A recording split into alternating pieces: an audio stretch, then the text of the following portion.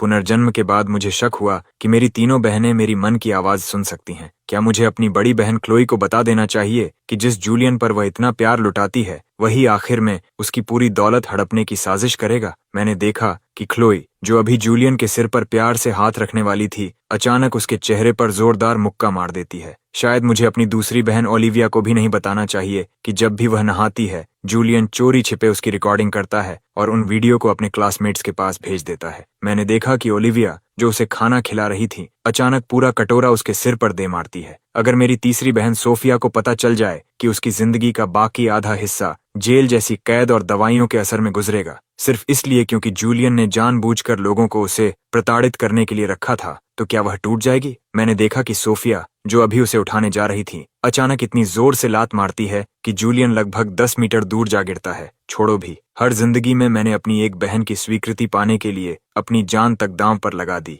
लगता है सच्ची निष्ठा के बदले सच्ची निष्ठा नहीं मिलती, और इस बार मैं सचमुच थक चुका हूँ। पिछली जिंदगी में एक ऐसे इंसान के रूप में जो इस नॉवल की दुनिया में ट्रांसमाइग्रेट हुआ था, मैंने अपनी तीनों बहनों की रक्षा के लिए सब कुछ किया। मैंने बार बार जूलियन की योजनाएं नाकाम की, लेकिन बदले में मुझे सिर्फ उनकी नफरत मिली। सबसे बड़ी बहन क्लोई एक ठंडी और निर्दयी सीईओ थी। उसने मेरे सारे क्रेडिट कार्ड्स फ्रीज कर दिए और मुझे वॉल्टन फैमिली के घर से निकाल दिया। दूसरी बहन ओलिविया, जो एक दयालु डॉक्टर थी, उसने चुपके से मेरी दवाइयां बदल दी, जिससे मैं लगातार दर्द में जीता रहा। तीसरी बहन सोफिया, जो एक मशहूर सेलिब्रिटी थी, उसने मेरी असली पहचान छिपा दी और अपने फैंस को मुझे साइबर बुली करने दिया। आखिरी बार मैंने उन चारों को एक जर्जर किराए के अपार्टमेंट में देखा था। मैं व्हीलचेयर पर बैठा था, शरीर पर ग्रीस लगे पुराने कपड़े थे, जबकि जूलियन एक महंगे कस्टम सूट में खड़ा था, ऐसा सूट जिसे वह पहले कभी खरीद ही नहीं सकता था। मेरी तीनों बहनें उसके चारों ओर खड़ी थीं। उसने तिरछी नजर से मुझे देखा और उपहास भरी मुस्कान के साथ कहा, पुरानी दोस्ती की खातिर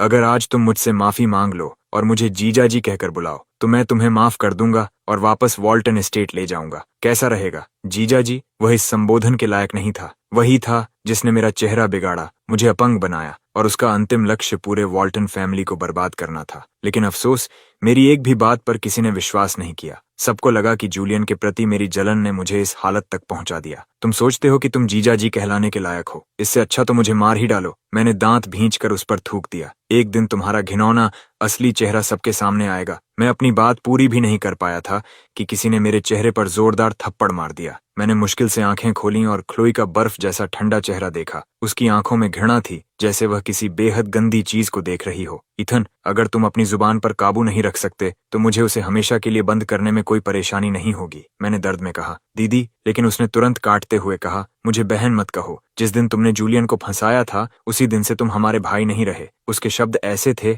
जैसे किसी ने मेरे पहले से घायल दिल में और खंजर घोंप दिया हो। मेरी आंखों की आखिरी चमक भी बुझ गई। मैं कुछ कहना चाहता था, लेकिन मेरा सूखा हुआ गला कोई आवाज नहीं निकाल पा रहा था। मेरे दिल में फिर से तेज दर्द उठने लगा और मैंने अपनी छाती पकड़ ली। ओलिविया लगभग स्मोकिंग छोड़ चुकी थी, लेकिन जूलियन की वजह से उसने फिर से सिगरेट पीना शुरू कर दिया था। वह मेरे पास आई, जलती हुई सिगरेट को मेरे हाथ के पीछे दबा दिया और मेरी दर्द भरी चीखों को नजरअंदाज करते हुए बोली, ईथन, तुम्हारी जन्मजात हार्ट डिजीज शायद तुम्हारे काले दिल की सजा है। मुझे तो अब इसका इलाज करने की कोई वजह नहीं दिखती। दर्द इतना भयानक था कि मेरी सांसें रुकने लगीं और मैं व्हील चेयर से नीचे गिर पड़ा। सोफिया धीरे धीरे झुकी और मेरे हड्डियों जैसे दुबले शरीर को देखकर भौहें सिकोड़ लीं। आह, ये बेचारे बनने का नाटक क्यों? ईथन, क्या तुम्हें सच में लगता है कि खुद को इतना दयनीय दिखाकर तुम हमारी माफी हासिल कर लोगे? सपने देखना बंद करो। और तुम्हें देखकर लगता है कि तुमने अब तक सबक भी नहीं सीखा। उसके शब्दों का मतलब मैं अच्छी तरह समझता था। सिर्फ इसलिए कि मैंने जूलियन को गालियां दी थीं, सोफिया ने उसके फैंस को मेरे खिलाफ खुली छूट दे दी थी। कुछ लोग मेरा पीछा करते, मुझे व्हीलचेयर से धक्का देकर गिरा देते और फिर देखते रहते कि मैं बिना दवाइयों के जमीन पर कैसे रेंगता हूँ। यहाँ तक कि सांस लेना भी असहनीय पीड़ा बन गया था। मैं घावों से भरी एक मरती हुई मछली की तरह फर्श पर पड़ा था और मेरी चेतना धीरे धीरे धुंधली होती जा रही थी। मैंने अपनी जिंदगी के किसी ऐसे पल को याद करने की कोशिश की जो दर्द से भरा न हो, लेकिन मुझे एक भी याद नहीं आया। मेरी मदद के लिए बढ़ा हुआ हाथ मेरी बहनों ने पूरी तरह नजरअंदाज कर दिया। वे मुड़कर चली गईं और जाते जाते बस एक धीमी सी बद्दुआ छोड़ गईं। मनहूस मैंने कुछ कहने के लिए मुंह खोला, लेकिन अब मेरे भीतर संघर्ष करने की भी ताकत नहीं बची थी। ये मेरा दूसरा पुनर्जन्म था। मैंने हर कदम सोच समझ कर रखा, अनगिनत योजनाएं बनाई, लेकिन अंत में भी मैं उस नियत नायक के हेलों को नहीं हरा सका। यह दुनिया एक ऐसे प्रोटोगोनिस्ट की नॉवल थी जिसे किस्मत का वरदान मिला हुआ था। मेरी बहनें इस कहानी की मुख्य विलन्स थीं, लेकिन फेट के प्रभाव में वे अंततः जूलियन के साथ ही जुड़ने वाली थीं और उसकी वफादार डॉग्स बनकर रह जातीं। उन्हें उस भविष्य से बचाने के लिए मैंने पागलों की तरह कोशिश की, बार बार जूलियन के असली इरादों को उजागर करना चाहा, लेकिन उनकी नजरों में मैं सिर्फ एक जलन से भरा भाई था जिसे उनका प्यार किसी और के साथ बांटना मंजूर नहीं था। वॉल्टन फैमिली का यंग मास्टर होने से लेकर एक बदसूरत, अपंग और सबकी नफरत का पात्र बनने तक मैंने सब कुछ झेला। चाहे मैं कितनी भी बार पुनर्जन्म लेता, जूलियन हमेशा तीनों वॉल्टन सिस्टर्स के दिलों में अपनी जगह बना लेता और मेरी जगह सबसे महत्वपूर्ण इंसान बन जाता। मुझे पता था कि जब मैं अगली बार आंखें खोलूंगा तो सब कुछ फिर से शुरुआत पर लौट जाएगा, लेकिन इस बार मैं सचमुच थक चुका था। तभी एक परिचित आवाज सुनाई दी, ईथन, तुम खाना क्यों नहीं खा रहे? क्या मेरा बनाया खाना तुम्हें पसंद नहीं आया? मैं चौंक गया। यह जूलियन की आवाज थी। इस समय तक वह मेरा दोस्त बन चुका था और कई बार मेरी बहनों की मदद करके वॉल्टन फैमिली का लकी चार्म कहलाने लगा था। उसने अब अपने पुराने फटे कपड़े नहीं पहने थे। उसकी जगह उसने वह डिजाइनर आउटफिट पहन रखा था जो मैंने उसे दिया था। इस वक्त वह मुझसे ज्यादा वॉल्टन फैमिली का यंग मास्टर लग रहा था। उसके चेहरे पर दुख का दिखावटी भाव था।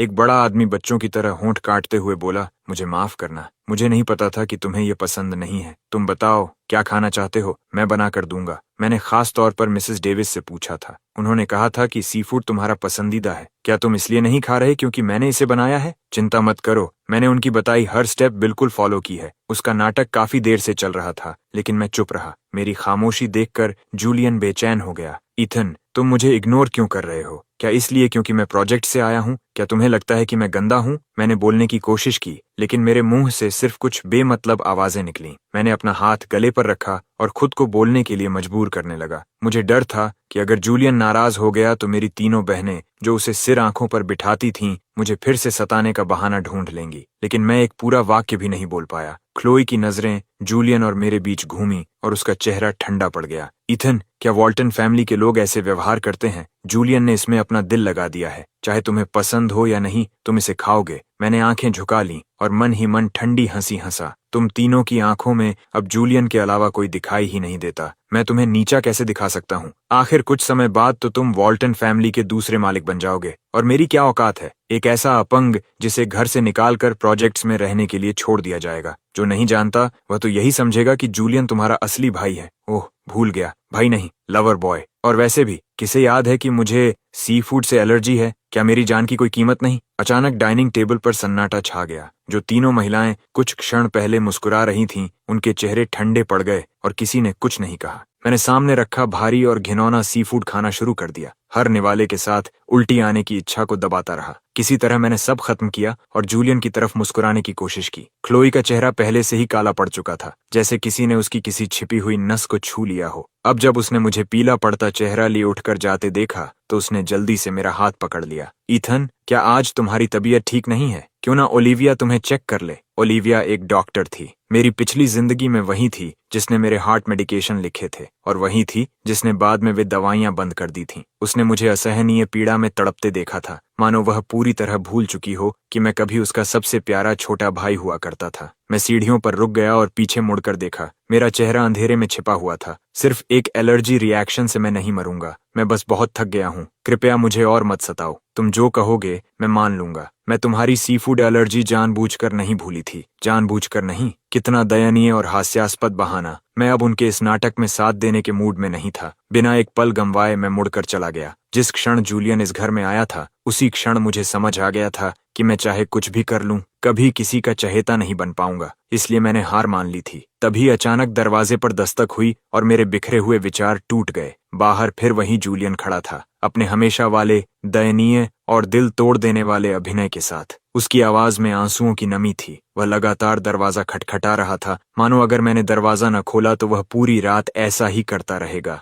ईथन, क्या हुआ? क्या मैंने तुम्हें नाराज कर दिया? मुझे माफ कर दो प्लीज, मुझे इग्नोर मत करो, ठीक है? क्या हम बेस्ट फ्रेंड्स नहीं हैं? उसकी आवाज शिकायत और दुख से भरी हुई थी, लेकिन उसी समय मुझे अपने कानों के पास एक और आवाज सुनाई दी। वह भी जूलियन की ही आवाज थी, मगर जो शब्द वह कह रही थी वे उसके मुंह से निकले शब्दों के बिल्कुल उलट थे। सिस्टम, आखिर ईथन को हुआ क्या है? उसकी हाल की हरकतें स्क्रिप्ट में नहीं थीं। अब उन फीमेल साइड कैरेक्टर्स को लग रहा है कि मैं उसे बुली कर रहा हूं और मेरी फेवरेबिलिटी पूरे 10 पॉइंट्स गिर गई है। तभी एक ठंडी मैकेनिकल वॉइस सुनाई दी। चिंता मत कीजिए होस्ट, मैंने जांच कर ली है। उनकी फेवरेबिलिटी अभी भी 50 से ऊपर है। ये गिरावट अभी पूरी तरह कंट्रोल में है। मेरा पूरा शरीर जैसे बर्फ की गुफा में डूब गया। रीढ़ की हड्डी में सिहरन दौड़ गई। कमरा गर्म था, फिर भी मैं कांपना बंद नहीं कर पा रहा था। वही आवाजें फिर से। पिछली जिंदगी में जब जूलियन ने उस कार एक्सीडेंट की योजना बनाई थी जिसने मुझे कुछ समय के लिए कोमा में पहुंचा दिया था, तब से मैं अक्सर उसे इस मैकेनिकल वॉइस के साथ बात करते सुनता था। मैंने उन्हें वॉल्टन फैमिली को बर्बाद करने और उसे अपनी सफलता की सीढ़ी बनाने की योजनाएं बनाते सुना था।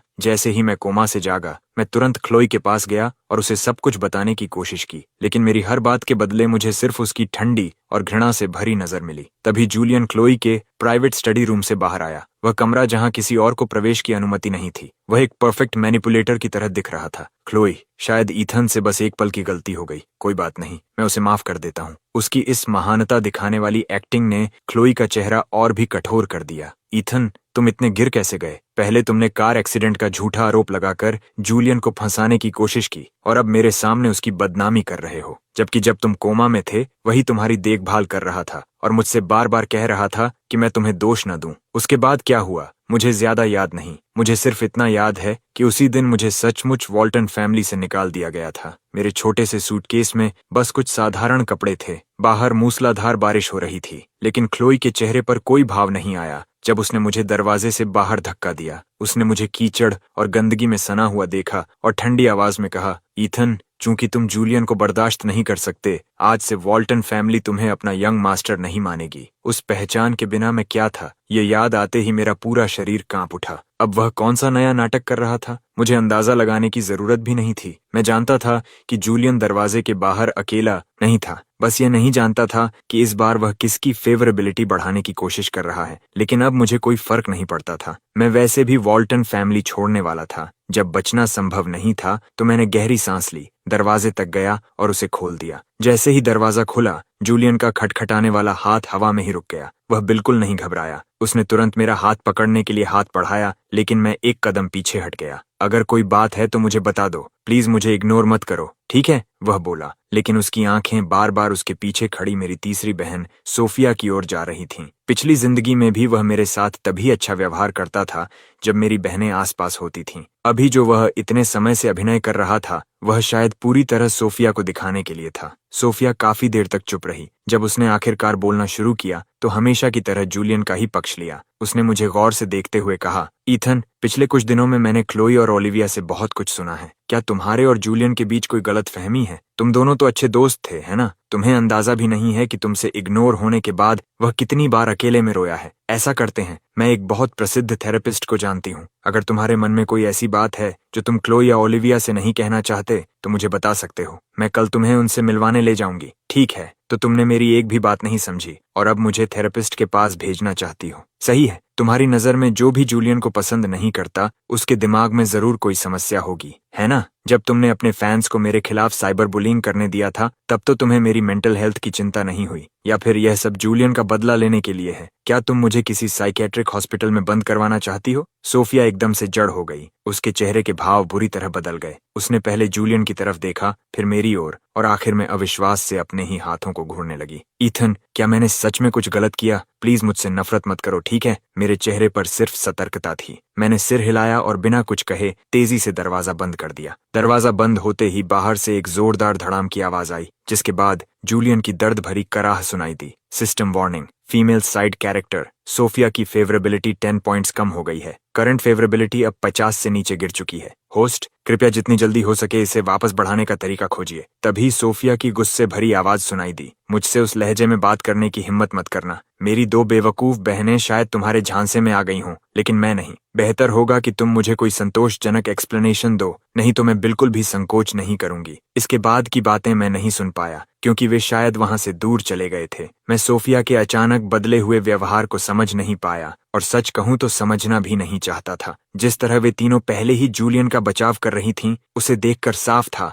कि देर सवेर वे पिछली जिंदगी की वही गलतियां दोहराएंगी। जूलियन वॉल्टन फैमिली के साथ आगे क्या करने वाला था, इससे अब मेरा कोई लेना देना नहीं था। मेरे लिए सबसे जरूरी चीज बस जिंदा रहना था। मैं अब बहुत कम वॉल्टन एस्टेट जाता था और उसी अनुपात में जूलियन वहां ज्यादा दिखाई देने लगा था। वॉल्टन फैमिली ने हमेशा मेरी पहचान सार्वजनिक दुनिया से छिपा कर रखी थी ताकि मुझे अनावश्यक परेशानियों का सामना न करना पड़े। बाहर की दुनिया बस इतना जानती थी कि वॉल्टन फैमिली का एक यंग मास्टर है जिसकी तबीयत बचपन से कमजोर है और जिसे परिवार ने बहुत प्यार से पाला है, लेकिन वह कौन है यह कोई नहीं जानता था। अब लगभग पूरी तरह जूलियन ने यह पहचान अपने नाम कर ली थी। उसने कभी सीधे तौर पर दावा नहीं किया, लेकिन कभी इनकार भी नहीं किया। जब लोग उससे पूछते तो वह बस मुस्कुराकर चुप रह जाता। दूसरों की नजर में यह उसी बात की मौन स्वीकृति थी कि वही वॉल्टन फैमिली का यंग मास्टर है। मेरा रूममेट केविन मुझे देखकर व्यंग्य से हंसा। ईथन, क्या बात है, आजकल तुम जूलियन के साथ दिखाई नहीं देते। सेमेस्टर की शुरुआत में तो तुम दोनों हमेशा वॉल्टन फैमिली की कार में साथ आते थे।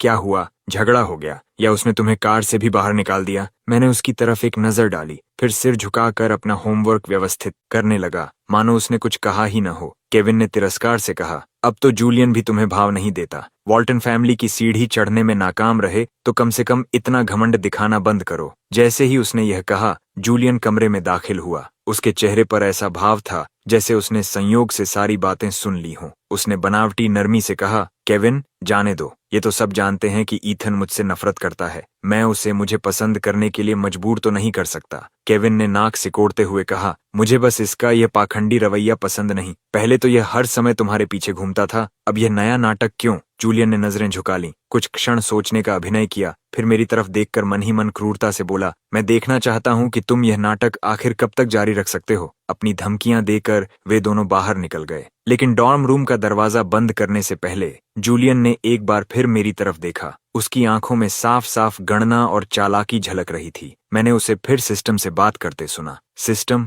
इस समय सबसे ज्यादा फेवरेबिलिटी किसकी है? मैकेनिकल वॉइस ने जवाब दिया, वर्तमान में सबसे ज्यादा फेवरेबिलिटी क्लोए की है, लेकिन 60 पॉइंट्स अभी भी बहुत कम है। यदि आप एक हफ्ते के भीतर इसे 80 तक नहीं बढ़ाते तो आप आने वाले प्लॉट पॉइंट्स की भविष्यवाणी नहीं कर पाएंगे। Upcoming plot points. यह शब्द सुनते ही मुझे कुछ याद आया। मुझे याद था कि जल्द ही क्लोई एक कॉन्ट्रैक्ट साइन करने के लिए समुद्र के रास्ते यात्रा करेगी और बीच समुद्र में फंस जाएगी। उस समय जूलियन उसे बचाएगा और वही घटना उनके रिश्ते की नींव बनेगी। लेकिन इससे मुझे क्या? इसका मेरे साथ क्या संबंध था? मैंने अपने सामान समेटे और लाइब्रेरी की ओर चल पड़ा, लेकिन रास्ते में लोगों की अजीब नजरें मेरा पीछा करने लगीं। वे मेरी ओर इशारा कर रहे थे और आपस में फुसफुसा रहे थे। क्या वही लड़का है जिसके बारे में ऑनलाइन फोरम पर पोस्ट आई थी? मैंने सिर झुकाए रखा और उन्हें नजरअंदाज करने की कोशिश की, लेकिन तभी एक साफ और परिचित आवाज ने मेरे कदम रोक दिए। पता नहीं कैसे जूलियन फिर से लाइब्रेरी के पास दिखाई दे गया। वह तेजी से मेरे पास आया और मेरी बांह कसकर पकड़ ली, जिससे मैं आगे नहीं बढ़ सका।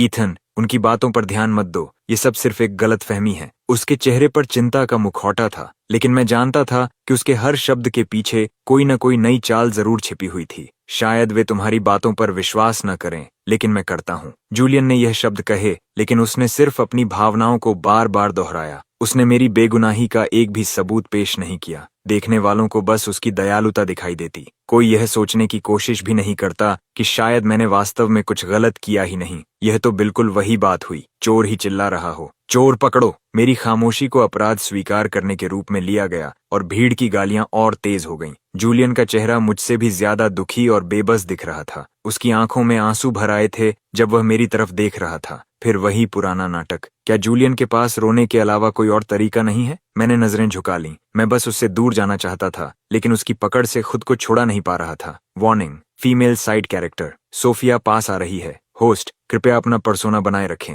और ऐसे किसी भी कार्य से बचें जिससे फेवरेबिलिटी कम हो। यह सुनते ही जूलियन का चेहरा तुरंत बदल गया। अगले ही पल उसने रोती हुई आवाज में कहा, कृपया ईथन के बारे में ऐसी बातें मत करो, वह ऐसा इंसान नहीं है, तुम सब उसे गलत समझ रहे हो। उसके इस अभिनय को देखकर तो कोई भी यही सोचता कि हम दोनों सबसे अच्छे दोस्त हैं। मैंने कथित रूप से तुम्हारी बहनों को बहकाया है, फिर भी तुम इस तरह मेरा बचाव कर रहे हो, कितने दयालु हो तुम। मैंने सिर झुका लिया और व्यंग्य से हंस पड़ा। तभी मेरी नजर अपनी लाल और सूजी हुई कलाई पर गई। दर्द अब जाकर महसूस हुआ। उसी समय भीड़ के किनारे से सोफिया की आवाज सुनाई दी। किस तरह का इंसान नहीं, उसने कहा। टोपी और सनग्लासेस पहने होने के बावजूद उसकी आकर्षक मौजूदगी छिप नहीं सकी। उसके कट्टर फैंस ने उसे तुरंत पहचान लिया। क्या वह सोफिया वॉल्टन है? जरूर वही है। लगता है वह जूलियन का समर्थन करने आई है। आखिर उसका भाई ईथन जैसे इंसान के झांसे में आ गया है, फिर भी उससे दोस्ती निभा रहा है। चारों तरफ शोर और फुसफुसाहट का अंबार था, लेकिन इस पूरे तमाशे के केंद्र में खड़ा मैं खुद को उससे पूरी तरह अलग महसूस कर रहा था।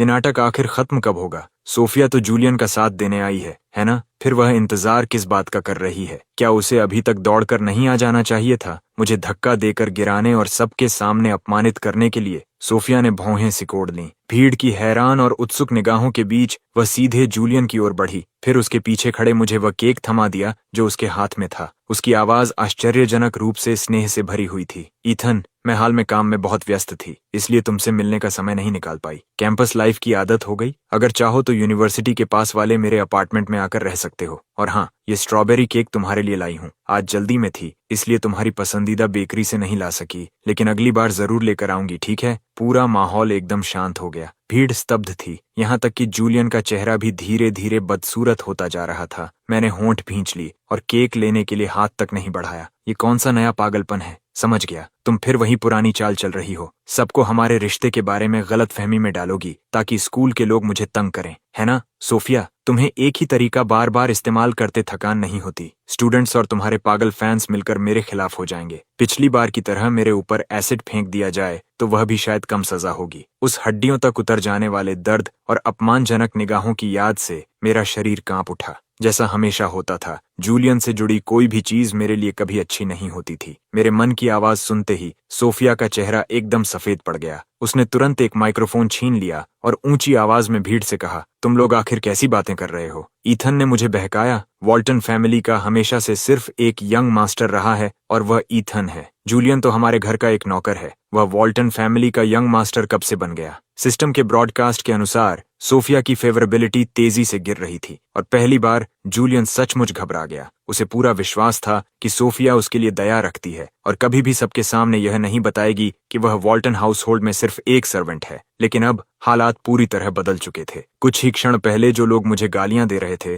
उनकी जहरीली और संदेह भरी निगाहें अब सीधे जूलियन की तरफ मुड़ चुकी थीं। उसका चेहरा राख की तरह सफेद पड़ गया। आंखों से आंसू लगातार बह रहे थे जब वह चिल्लाया, तो क्या हुआ अगर मैं एक सर्वेंट हूँ? मैं अपनी मेहनत से पैसा कमाता हूँ। तुम अमीर लोगों की तरह नहीं, जिन्हें जन्म से ही सब कुछ चांदी की थाली में मिल जाता है। तुम लोग जो चाहो बस मांग लेते हो और पा लेते हो। लेकिन इसका मतलब ये नहीं कि तुम मेरी गरिमा को कुचल सकते हो। मेरा फैमिली बैकग्राउंड भले तुम्हारे जितना अच्छा ना हो, लेकिन मैं किसी भी तरह तुमसे कम नहीं हूँ। उसके इस भावुक विस्फोट ने वहां मौजूद सभी लोगों को स्तब्ध कर दिया, यहाँ तक कि सोफिया के चेहरे पर भी दुर्लभ अपराध बोध दिखाई दिया। मौका देखकर जूलियन मुड़ा और रोते हुए वहां से भाग गया। सिस्टम ने तुरंत घोषणा की, congratulations host, female side character Sophia की फेवरेबिलिटी में 30 पॉइंट्स की वृद्धि हुई है। करंट फेवरेबिलिटी वापस 50 पर पहुंच गई है। अब जबकि सभी को पता चल गया था कि वॉल्टन फैमिली का असली हेर मैं हूं, लोगों का मेरे प्रति रवैया अजीब हो गया। केविन ने तो उस एनोनिमस थ्रेड के नीचे सार्वजनिक रूप से माफी भी पोस्ट कर दी,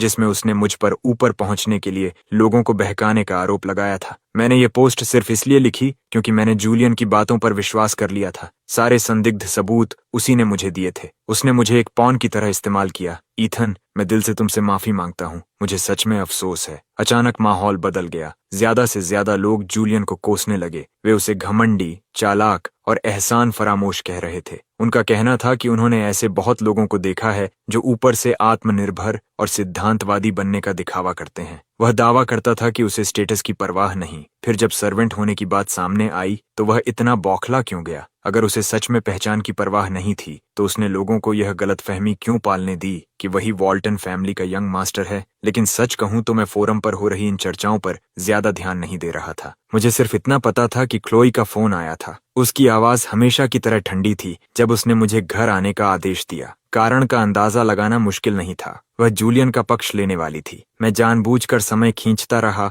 और शाम ढलने के बाद ही वॉल्टन एस्टेट पहुंचा। जब मैंने दरवाजा खटखटाया और अंदर गया तो देखा कि जूलियन मेरी तीनों बहनों के बीच बैठा रो रहा था। वह दृश्य लगभग उसी अंतिम दृश्य की हूबहू प्रतिकृति था जो मैंने अपनी पिछली जिंदगी में मरने से पहले देखा था। सब कुछ फिर से दोहराया जा रहा था। सोफिया सबसे ज्यादा उलझी हुई लग रही थी। ऐसा लग रहा था कि वह मेरे पास आना चाहती है, लेकिन आखिर में वह जूलियन के बगल में ही बैठी रही। ईथन, इस बार तुमने हद कर दी। मैंने हद कर दी? मुझे तो यह भी नहीं पता कि मैंने किया क्या है। जूलियन ने खुद अपनी पहचान साफ नहीं की। उसने लोगों को यह अफवाह फैलाने दी कि मैं बुरा इंसान हूँ। क्या मैंने उसके खिलाफ एक भी बुरी बात कही? क्या मैंने कभी खुद का बचाव करने की कोशिश की? फिर मुझे एहसास हुआ, सही है, इन्हें लगता होगा कि यह सब भी जूलियन को फंसाने के लिए मेरा कोई जाल है। लेकिन कोई इतना ध्यान नहीं देता कि पिछली जिंदगी की घटनाओं के बाद मैं अब ठीक से बोल भी नहीं सकता। उनके आरोपों को समझते हुए मैं दरवाजे पर ही रुक गया। मैंने एक कदम भी अंदर नहीं रखा। इस परिवार में अब मेरे लिए कोई जगह नहीं बची थी। सोफिया का चेहरा अचानक बदल गया,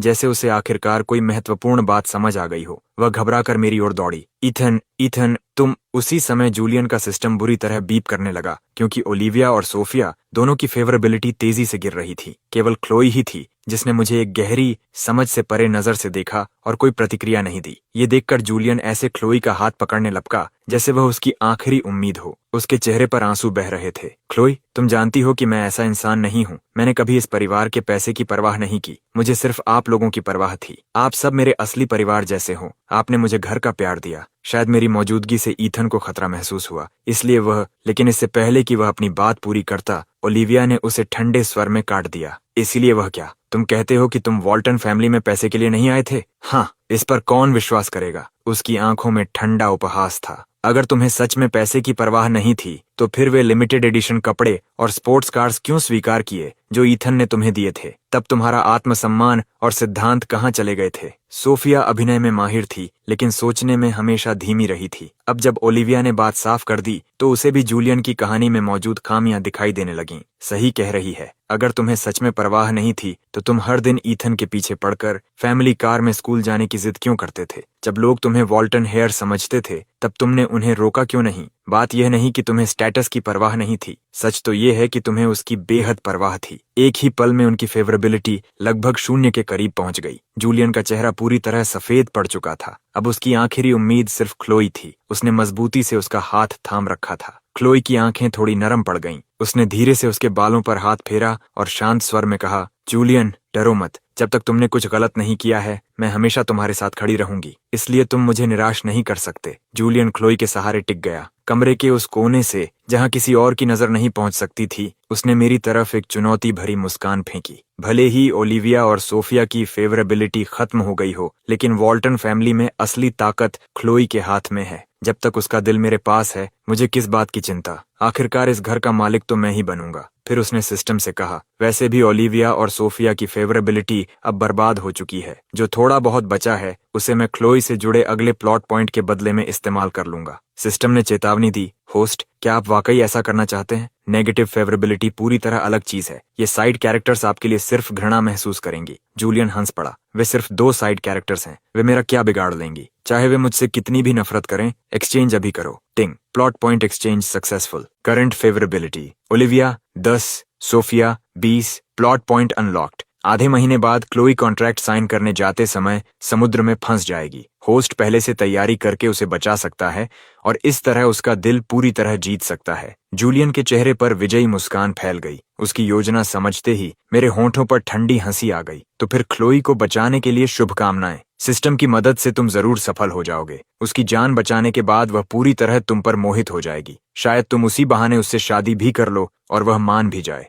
मैंने मन ही मन व्यंग्य किया। क्या शानदार भविष्य होगा। एक ऐसा आदमी जो वॉल्टन फैमिली को बर्बाद करना चाहता है, उसी परिवार में शादी करके घुस जाएगा। क्लोई से शादी करेगा और साथ ही ओलिविया और सोफिया को भी अपने जाल में फंसाए रखेगा। सचमुच पूरे परिवार का भाग्य चमक जाएगा। मेरी तरफ से तुम सबको शुभकामनाएं। हमेशा के लिए एक दूसरे से बंधे रहना। क्लोई ने मुझे फिर उसी जटिल और गहरी नजर से देखा जिसे मैं कभी समझ नहीं पाया, लेकिन मैंने एक अनुमान लगाया। शायद वह मुझे पिछली जिंदगी की तरह घर से निकालना चाहती थी, लेकिन शब्द उसके मुंह से नहीं निकल रहे थे। इसलिए मैंने खुद ही अपना सामान बांधा और वॉल्टन एस्टेट छोड़ दिया। इस बार मैं अपना हर सामान साथ ले गया, यहाँ तक कि अपने पैसों के लिए नया बैंक कार्ड भी बनवा लिया। इसलिए पिछली जिंदगी की तरह मेरी हालत दयनीय नहीं हुई। मुझे किसी गंदे और जर्जर अपार्टमेंट में रहने की मजबूरी नहीं थी। आश्चर्य की बात यह थी कि ओलिविया और सोफिया अक्सर मुझसे मिलने आने लगी। मैं नहीं जानता था कि यह अपराध बोध था या कोई नया नाटक, लेकिन उनकी आंखों में दया साफ दिखाई देती थी।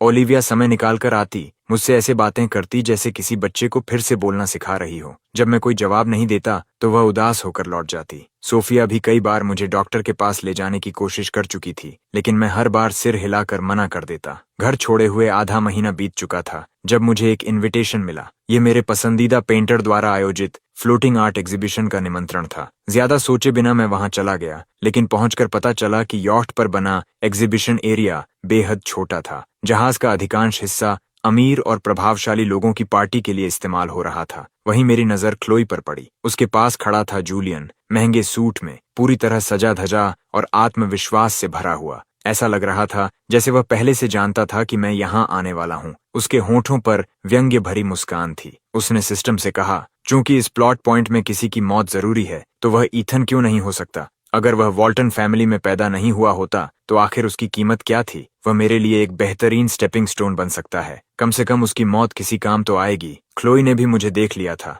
उसकी भौहें सिकुड़ गईं जैसे कोई बुरा एहसास उसे घेर रहा हो। उसने जूलियन की तरफ मुड़कर उससे कुछ पूछा, लेकिन जब उसने दोबारा मेरी ओर देखा तब तक मैं भीड़ में गायब हो चुका था। जूलियन की जहरीली आवाज फिर मेरे कानों में गूंजने लगी, मुस्कुराते रहो ईथन, आखिर में हंसेगा कौन ये जल्द ही पता चल जाएगा। मैंने गहरी सांस ली। मैं उसे कोसना चाहता था, लेकिन समझ नहीं पा रहा था कि शुरुआत कहाँ से करूं। मुझे पता था कि उसके इरादे बुरे हैं, लेकिन मैंने कभी नहीं सोचा था कि उसके साथी इतने दुस्साहसी होंगे कि भरी भीड़ में मुझे ड्रग देकर किडनैप कर लें। जब मेरी आंख खुली तो मैं यॉट के किनारे से लटका हुआ था, बिल्कुल किसी मछली की तरह। मेरे नीचे कुछ ही मीटर दूर काला और उफनता समुद्र था। मेरे बगल में उसी हालत में जूलियन भी लटका हुआ था। मुझे होश में आता देखकर उसने तुरंत मगरमच्छ के आंसू बहाने शुरू कर दिए। क्लोई, ईथन जाग गया है। तुम्हें ईथन को बचाना चाहिए। मेरी जान की कोई कीमत नहीं है। पास खड़ा सूट पहने एक आदमी व्यंग्य से हंसा। तो क्लोई, फैसला कर लिया? एक तरफ तुम्हारा असली भाई है और दूसरी तरफ तुम्हारा लवर बॉय।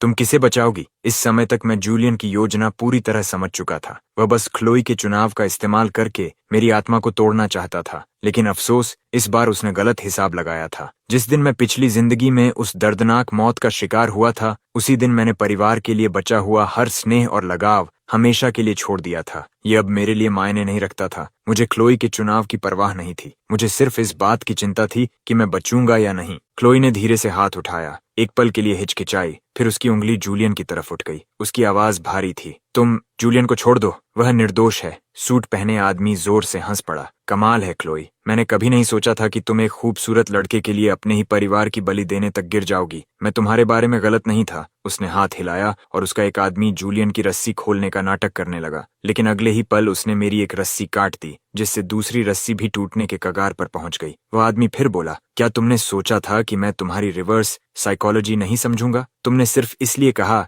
कि तुम्हें जूलियन की परवाह है क्योंकि तुम्हें डर था कि मैं तुम्हारे भाई को नुकसान पहुंचा दूंगा, है ना? या शायद उसने सच में वही कहा जो वह कहना चाहती थी। शायद उसे मेरी जान की उतनी परवाह नहीं थी जितनी इस बात की कि कहीं जूलियन खतरे में न पड़ जाए। जो भी हो, आखिर में तो दोनों बच ही जाएंगे और लाइफ बोट में बैठकर किस भी करेंगे। मुझे कमजोर धमकी की तरह इस्तेमाल करने के बजाय तुम्हें सीधे जूलियन को ही काट देना चाहिए था। क्लोई शायद दिल टूटने से रो पड़ती। क्लोई के चेहरे के भाव कई बार बदले। आखिर में उसने समझौता करने का फैसला किया। तुम्हें साउथ साइड प्रोजेक्ट की बोली चाहिए, है ना? मैं प्रतियोगिता से हट जाऊंगी, बस उसे छोड़ दो। जूलियन ने सहज रूप से समझा कि वह उसके बारे में बात कर रही है और भावुक होकर लगभग रो पड़ा। क्लोए, लेकिन सूट वाला आदमी उसे बीच में ही काटते हुए बोला, क्या तुम्हें लगता है कि तुम मुझसे सौदा करने की स्थिति में हो? साउथ साइड प्रोजेक्ट काफी नहीं है, मुझे वॉल्टन फैमिली और की कॉरपोरेशन के बीच हाल ही में हुई पार्टनरशिप भी चाहिए। यहाँ तक कि मैं भी उस पार्टनरशिप के बारे में जानता था। भविष्य में यही वह गुप्त समझौता था जिसे जूलियन बेचने वाला था,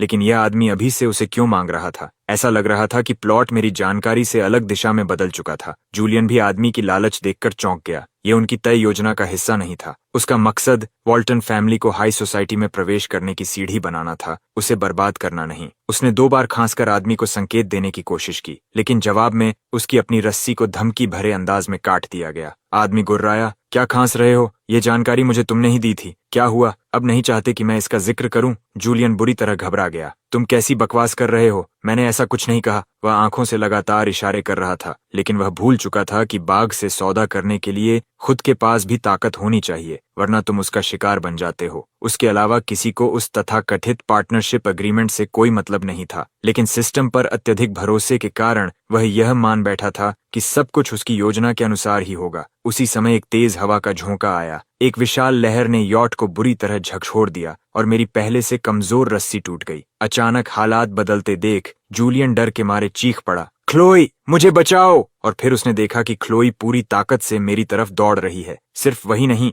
मैं भी हैरान रह गया। मेरी आंखें अविश्वास से फैल गईं। क्लोई ने मुझे इतनी मजबूती से पकड़ा कि जैसे छोड़ने का सवाल ही न हो। उसने अपने शरीर को ह्यूमन शील्ड की तरह इस्तेमाल किया और मेरे गिरने से एक पल पहले खुद समुद्र में कूद गई। वह खारे समुद्री पानी के बड़े बड़े घूंट निगलते हुए मुझे तैरता रखने की कोशिश कर रही थी, किसी सहारे की तलाश में इधर उधर हाथ मार रही थी। फिर भी उसने मुझे सांत्वना देने की कोशिश की। ईथन, डरो मत, तुम्हारी बहन यहाँ है। मैं कुछ क्षणों के लिए स्तब्ध रह गया। ये कौन सा नया नाटक है? मैं मन ही मन उसे कोसने लगा। ढोंगी औरत, यहाँ तो तुम्हें जूलियन को गले लगाकर मेरे प्यारे जूलियन कहना चाहिए था। क्लोई का चेहरा तुरंत सख्त हो गया। सौभाग्य से जिस रेस्क्यू टीम से मैंने पहले ही संपर्क कर लिया था वह बहुत जल्दी पहुंच गई। फिर भी जब उन्होंने मुझे स्पीड बोट पर खींचा तो मैं ठंड से बुरी तरह कांप रहा था। क्लोई ने मेरे कंधों पर एक मोटा कोट डाल दिया। उसके बाद ही उसने दूर संघर्ष कर रहे जूलियन की तरफ देखा। जूलियन उतना भाग्यशाली नहीं था। समुद्र में गिरते ही एक बड़ी लहर उसे कई दर्जन मीटर दूर बहा ले गई थी। जब तक उसे बचाया गया उसकी सांसें लगभग बंद हो चुकी थीं।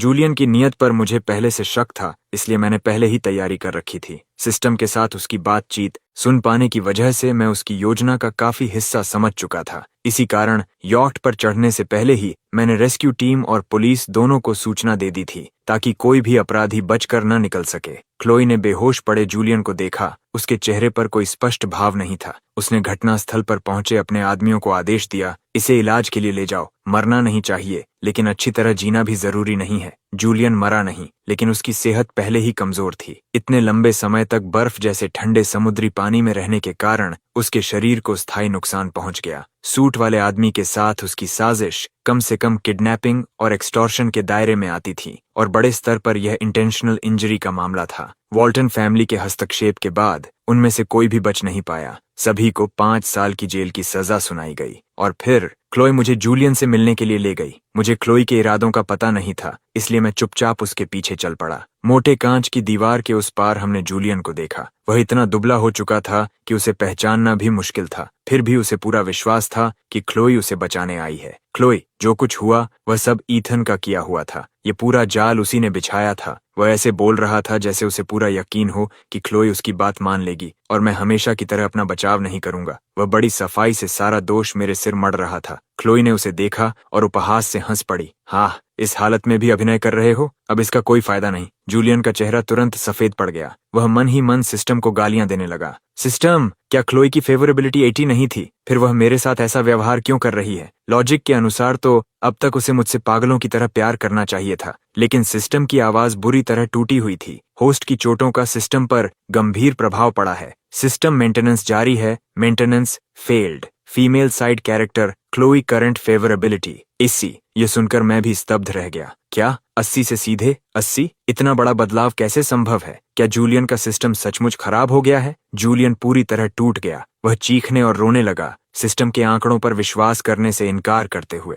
वह लगातार क्लोई का नाम पुकार रहा था, क्योंकि अब वही एकमात्र व्यक्ति थी जो उसे बाहर निकाल सकती थी। क्लोई ने शांत स्वर में कहा, लगता है तुम्हारा तथाकथित सिस्टम उतना सर्वज्ञ नहीं है जितना तुम समझते थे। वह एक साधारण भेष को भी नहीं पहचान पाया। मैं और जूलियन दोनों एक ही तरह से उसे घूर रहे थे, जैसे कोई भूत देख लिया हो। मैं जानता हूं कि जूलियन के पास सिस्टम है, क्योंकि मैं पुनर्जन्म लेकर आया हूं और उसके विचार सुन सकता हूं। लेकिन क्लोई को यह सब कैसे पता? लेकिन जिसने हमें चौंकाया था, उसके पास कोई जवाब देने का इरादा नहीं था। तुम बाहर निकलना चाहते हो, है ना? क्लोई ने कहा। संयोग से ओलिविया की टीम की एक नेशनल लेबोरेटरी के साथ नई पार्टनरशिप हुई है। वे इस समय ह्यूमन ब्रेन पर रिसर्च कर रहे हैं। मुझे लगता है कि जिसके सिर में सिस्टम हो, वह उनके लिए एक आदर्श रिसर्च सब्जेक्ट होगा। इसके बाद जूलियन कितना भी चिल्लाया, कितना भी रोया कि वह जेल में ही रहना पसंद करेगा, कोई फायदा नहीं हुआ। उसके सिर पर एक अजीब डिवाइस लगा दिया गया। उसे लगभग मम्मी की तरह लपेटकर लेबोरेटरी भेज दिया गया। मुझे मजबूर होकर फिर से वॉल्टन एस्टेट में वापस आना पड़ा। जूलियन के बिना ऐसा लग रहा था जैसे मेरी तीनों बहनें किसी गहरी नींद से जाग गई हों। अब वे एक दूसरे से प्रतिस्पर्धा कर रही थीं कि मेरे साथ कौन ज्यादा अच्छा व्यवहार करे। लेकिन मेरे भीतर इस घर के लिए कोई अपनापन नहीं बचा था। ओलिविया लैब में व्यस्त रहती थी, लेकिन जब भी घर आती, जूलियन के बारे में नई जानकारी लेकर आती। शुरुआती स्कैन में हमें लगा था कि उसके दिमाग की वह छाया कोई ट्यूमर है, लेकिन बाद में पता चला कि वह डेटा का एक क्लस्टर है जिसे हमारी वर्तमान टेक्नोलॉजी अभी समझ नहीं सकती। जिस दिन हम उसे डिकोड कर लेंगे, किसी भी तरह का सिस्टम बनाना संभव हो जाएगा। जहां तक जूलियन की बात थी, ओलिविया ने बताया कि अब वह सिर्फ एक खाली खोल बनकर रह गया था। उसका शरीर लगातार एक्सपेरिमेंट्स का दबाव नहीं झेल सका और धीरे धीरे टूटने लगा। जब उसकी शारीरिक स्थिति पूरी तरह खराब हो गई, तो लैब ने उसे लगभग त्याग दिया। आखिर उन्हें उसके शरीर की जरूरत नहीं थी। सिस्टम उसके दिमाग में था, इसलिए उनके लिए बस उसका ब्रेन एक्टिव रहना ही काफी था। बाद में क्लोई ने मुझसे बहुत लंबी बातचीत की। उसने बताया कि जब मैं वापस यूनिवर्सिटी चला गया था, तभी उसे अपनी पिछली जिंदगी की यादें लौट आई थीं। यानी मेरी तरह वह भी पुनर्जन्म लेकर आई थी। उसने मेरे मन की आवाजों से जूलियन के सिस्टम के बारे में जाना, लेकिन उसे डर था कि यह कहीं कोई नई चाल ना हो। इसीलिए उसने अनजान बनने का नाटक किया और सही समय का इंतजार किया। उसका उद्देश्य जूलियन और उसके सिस्टम दोनों को एक ही बार में फंसाना था। ईथन, क्या तुम सच में विदेश जा रहे हो? एयरपोर्ट के सिक्योरिटी चेक पॉइंट के सामने मैं रुका और मजबूती से सिर हिला दिया। चाहे इस जिंदगी में जूलियन को सजा मिल गई हो, चाहे मेरी बहनों को अपनी गलतियों का एहसास हो गया हो, लेकिन जो दर्द मैंने झेला था वह मिट नहीं सकता था। मैं उसे अनदेखा नहीं कर सकता था और न ही खुद को मजबूर कर सकता था कि कुछ हुआ ही नहीं और मैं फिर से वॉल्टन फैमिली का बेफिक्र यंग मास्टर बन जाऊं। मैंने उनकी तरफ देखा भी नहीं। उसकी बजाय मैं विदेश जाकर पढ़ाई करना चाहता था और पेंटर बनने के अपने सपने को पूरा करना चाहता था। जहां तक उनकी सजा की बात थी, शायद जूलियन के धोखे से जागना और यह समझना कि उन्होंने क्या कर दिया था, वही उनके लिए काफी सजा थी। आखिरकार वॉल्टन फैमिली का यंग मास्टर, उनका अपना भाई, पहले ही उनके ही हाथों मर चुका था। मेरी बात सुनकर क्लोई वहीं जड़ हो गई। मेरी अफेजिया धीरे धीरे ठीक हो गई थी। जब मुझे एहसास हुआ कि मेरे शब्दों का मकसद खुद का बचाव करना या दूसरों से समझे जाना नहीं था, लेकिन मैंने कभी उनके सामने बात नहीं की थी। ये पहली बार था। मैं सिक्योरिटी गेट पार करके आगे बढ़ गया। मेरे सामने नीला आसमान था और उससे भी ज्यादा उज्जवल, बेहतर भविष्य मेरा इंतजार कर रहा था। मैंने पीछे मुड़कर नहीं देखा। जिस पल मैंने जाने का फैसला किया था, उसी पल मैं उन्हें पूरी तरह पीछे छोड़ चुका था। अलविदा। आज के बाद मैं तुम्हारा भाई नहीं रहूंगा।